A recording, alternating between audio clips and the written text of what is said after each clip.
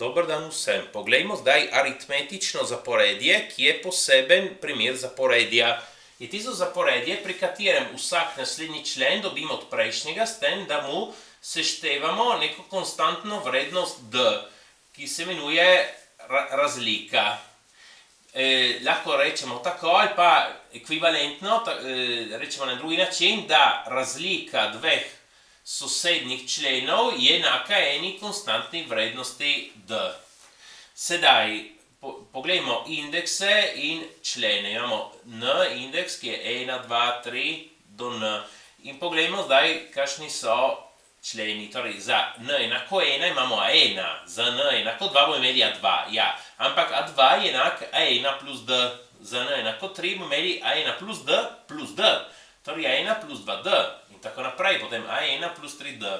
In torej, ko imamo n-ti člen, kako bo?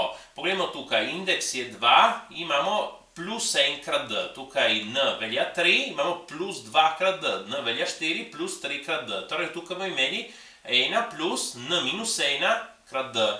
In torej dobimo, da an je a1 plus n minus 1 krat d.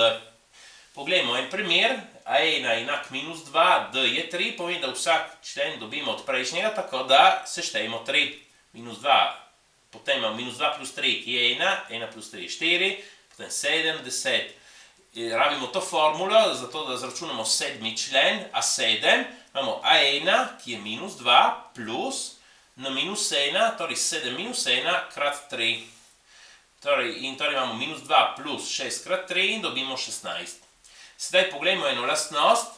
Če imamo en člen an in imamo dva člena, ki sta enako daljena v zaporedju, torej an minus k in an plus k, kaj bomo ugotovili? Da ta an je aritmetična sredina teh dveh enako daljenih členov. In tudi od tod ime aritmetično zaporedje. Torej imamo, lahko razmislimo tako, an, kako ga dobimo od an minus k, s tem, da seštejemo k krat ta d. Ker je razlika k členov. An, z druge strani, lahko pomislimo, da ga dobimo od an plus k, s tem, da odštejemo k krat ta d. In torej sedaj seštejemo te dve enačbi, an plus an je 2an, in tukaj, če seštejamo plus kd in minus kd, se uničita, imamo an plus k plus an minus k plus an plus k. In sedaj tukaj še delimo z 2 in dobimo to, kar smo iskali. Sedaj poglejmo vsoto prvih n členov aritmetičnega zaporedja. Torej se spomnimo te formule. In sedaj vsota prvih n členov, torej a1 plus a2 plus a3 plus pikice, pikice, an. In to bomo označili tako s tem zapisom, ki se bere vsota za i, ki gre od 1 do n, od ai. Ai je splošni člen te vsote in ta indeks i gre od 1 do n. Torej, in sedaj, zato da boljše razumemo, povem eno anekdoto o matematiku Gauss, ko je bil otrok. In učitelj na osnovni šoli je dal nalogo, naj vsi izračunijo vsoto prvih 100 naravnih števil, tako da drži zaposlene učence. In Gauss ga je presenetil s tem, da je dobil rešitev v zelo kratkem času. Ja, in kako je napravil? Je pomislil, da 1 plus 100 je 101, 2 plus 99 je 101 in tako naprej. In koliko je teh členov, jih je 50, se gre tukaj do polovice, torej rezultat je 50 krat 101, ki je 5050. Tukaj bomo naredili nekaj podobnega, tukaj bolj nasplošno, ne prav enako. Sedaj vidimo, torej sn je a1 plus a2, ki je a1 plus d, potem plus a1 plus 2d in tako naprej do an, ki smo tukaj napisali, a1 plus n minus 1d. Sedaj namesto narediti prav tako, naredimo malce drugače, napišemo člene v obratnem vrstnem redu od zadnjega nazaj. Sn napišemo od an, ta zadnji, minus predzadnji, ki je an minus d, plus an minus 2d in tako naprej. Slično temu, an minus n minus 1d. Sedaj seštejemo ti dve enačbi, torej SN plus SN je 2SN, zdaj ti oklepaji niso niti važni, ne? In torej vidimo tukaj, če mi seštejemo, imamo plus D minus D, plus 2D minus 2D, to so vse uniči. In torej, kaj imamo? A1 plus A1 plus A1 plus A1, kolikokrat? N krat A1, a N plus AN plus AN plus AN, kolikokrat? N krat.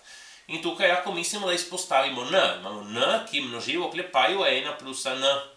Tukaj še delimo z 2 in dobimo SN je N ulomljeno 2 krat A1 plus AN.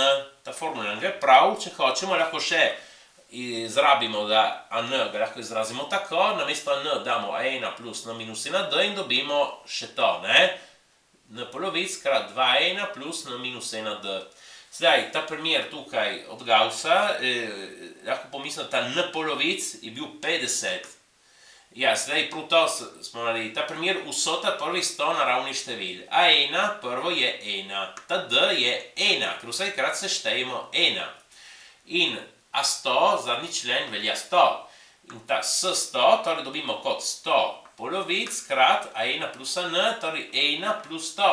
50 krat 101, prav to.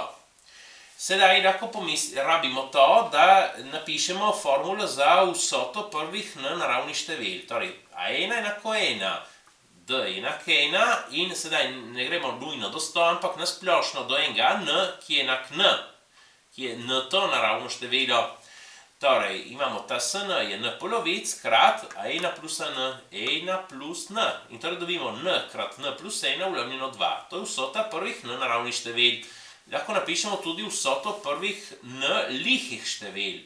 Torej imamo A1 ki je enak 1 in D ki je enak 2. Torej, kako nadaljuje zaporedje? 1 plus 2 je 3, torej 1, 3, 5, 7, tako naprej. In seštevamo prvih N lihih števil.